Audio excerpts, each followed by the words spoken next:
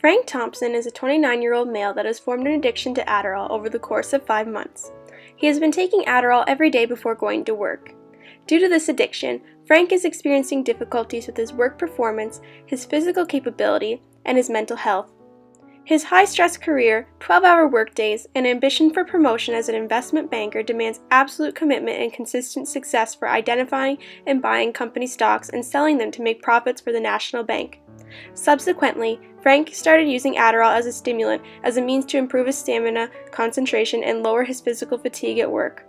Frank became the most valued employee at the National Bank Investment Division. However, now he cannot maintain the same level of performance. He is now experiencing many unhealthy side effects as a result of his methamphetamine use, including ways that are inhibiting his ability to perform his usual activities of daily living. Specifically, he is avoiding larger social situations, missing board meetings, is having difficulty falling asleep, decreased performance at the gym, and is losing motivation to walk his beloved dog, Harley. Frank is currently at serious risk of getting fired from his job. Recently, Frank has admitted to his family physician, Dr. Sheila Roy, that his Adderall addiction is interfering with his productivity at work, and that his relationships with family and friends are becoming more disconnected due to his anxiety, as well as that he's fearful for his physical and mental health. Frank has expressed that he wants to stop using Adderall, to become a healthy person again and meaningfully re-engage in occupations that are important to him.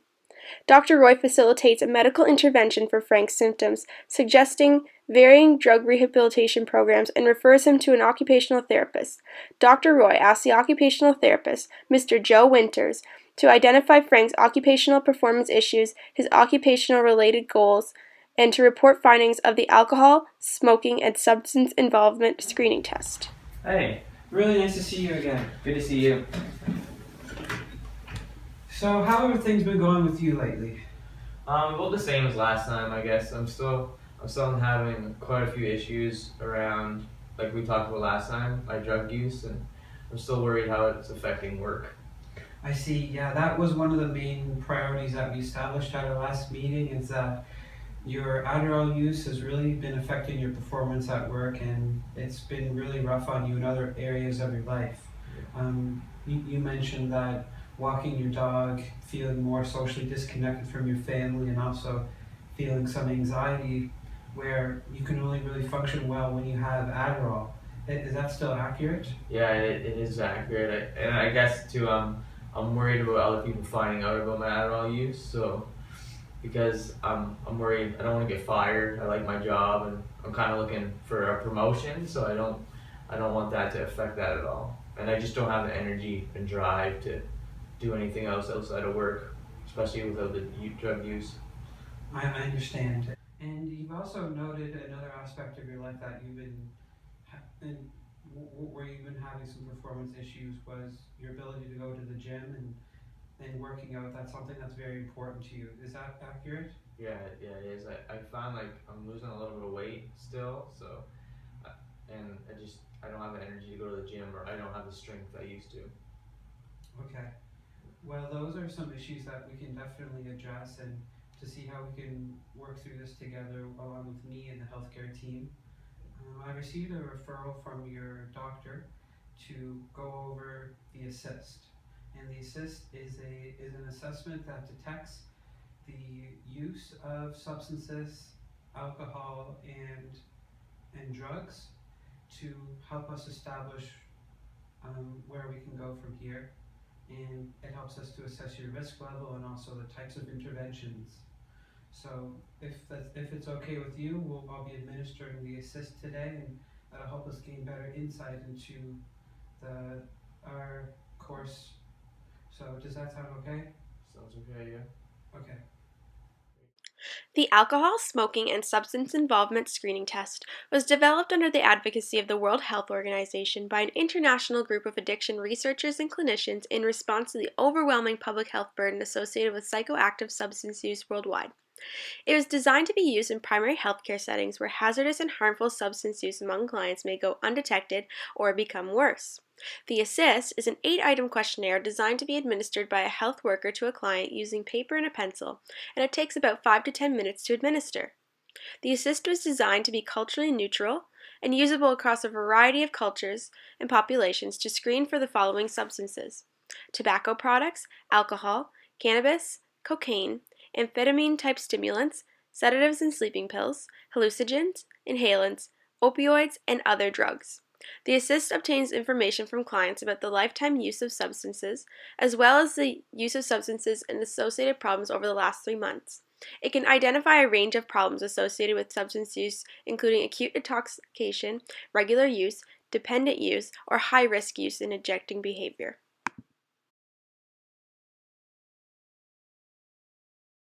So Frank, the next portion of this meeting will involve me administering the Assist assessment. And the Assist assessment is designed to evaluate the substance use and alcohol use and tobacco use that a person may experience throughout their lifetime. So if that's okay with you, I'd like to start off by reading you an introduction to the Assist. Yeah. Okay? Thank you for agreeing to take part in this brief interview about alcohol, tobacco products, and other drugs. I'm going to ask you some questions about your experience of using these substances across your lifetime and in the past 3 months. These substances can be smoked, swallowed, snorted, inhaled, injected, or taken in the form of pills. Some of the substances listed may be prescribed by a doctor, like amphetamines, sedatives, or pain medications. For this interview, we will not record medications that are prescribed by your doctor. However, if you have taken such medications for reasons other than prescription, or taken them more frequently or at higher doses than prescribed, please let me know. While we are also interested in knowing about your various illicit drugs, please be assured that information on such use will be treated as strictly confidential. Sounds good. Okay, do you have any questions about anything I've said so far? No, that sounds good. Okay, so right now I'm going to get started asking you questions. Yeah. But in order to help you answer the questions, what I have here is a response card, which helps you to determine what I mean when I say a certain substance. Okay. For example, if I say tobacco products, it would mean things like cigarettes, chewing tobacco, or cigars. Likewise, if I said something like cocaine, it would mean coke or crack. Sounds good. Okay, and for questions 2 through 5, this next response, meaning never, could mean not used in the last 3 months. So never would mean not used in the last 3 months, and once or twice means 1 to 2 times in the last 3 months. Yep, and it just goes the whole way down. Yeah, great. It goes the whole way down, and that's just to help guide you when I'm asking the questions. Yep. Okay, so I'm going to give that to you to help you answer them. Thank you. So I'm going to start with question number 1, which is, in your life, which of the following substances have you ever used? Yep. Tobacco products, Yes. alcoholic beverages, Yes. cannabis, Yes. cocaine, Never. No. amphetamine type stimulants, Yes. inhalants, Never. sedatives or sleeping pills, Yes, I still eat. Yeah. hallucinogens, Never. opioids, Never. and any others that I haven't mentioned but you would like to specify. Nope. None. Okay, now I'm going to move on to the second question. And it is, in the past 3 months, how often have you used the substances that you mentioned? Yep. Starting with tobacco products, I'd say weekly, mostly on weekends when I go with a group of friends after a long week at work. alcoholic beverages, Weekly, I'd say weekly. I use them mostly on weekends, but sometimes I do go with my friends after work too to have some. So, yeah. amphetamine type stimulants, I'd say daily. Sedatives or sleeping pills? Also daily. Okay, now I'm going to move on to the next question. Question number 4, which is, during the past 3 months, how often has your use of the drugs that you've mentioned led to health, social, legal, or financial problems? Tobacco products? Never. Alcoholic beverages? Never. No. Amphetamine type stimulants? Yes, I'd say definitely. I'm concerned. Those are the ones I'm most concerned about.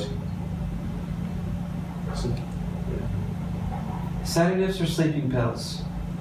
No, I'm not too worried about those. Okay, now it's the last question. Have you ever used any drug by injection? Never. No. Okay, so that concludes the question asking portion of the assessment. And I will now take some time to tally up the scores. And the scores will help us determine your risk levels for using substances, as well as the types of interventions that could potentially be available.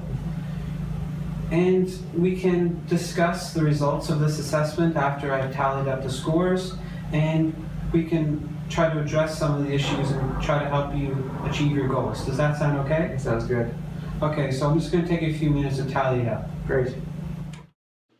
Each question on the assist has a set of responses to choose from, and each response from questions 2 to 7 has a numerical score. The interviewer circles a numerical score that corresponds to the client's response for each question.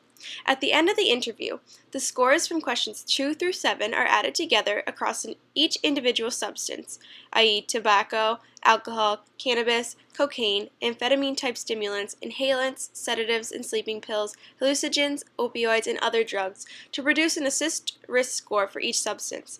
In technical reports and papers, this score is referred to as the SPECI-C substance involvement score for each drug class. The assist determines a risk score for each substance, which is used to start a discussion with clients about their substance use. The score obtained for each substance falls into a lower, moderate, or high-risk category, which determines the most appropriate intervention for that level of use, such as no treatment, a brief intervention, or perhaps even a referral to a specialist assessment and treatment, respectively. So in terms of experiencing harms with regards to your high score of amphetamine types stimulants, some things that may occur are psychosis after repeated use of high doses, permanent damage to brain cells, and liver damage, brain hemorrhage, or sudden death in rare situations.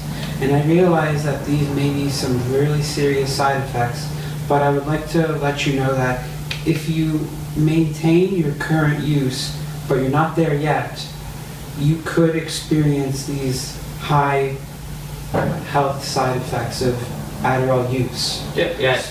I realized some of them. I didn't know all of them, but yeah, I realized some of them. Okay.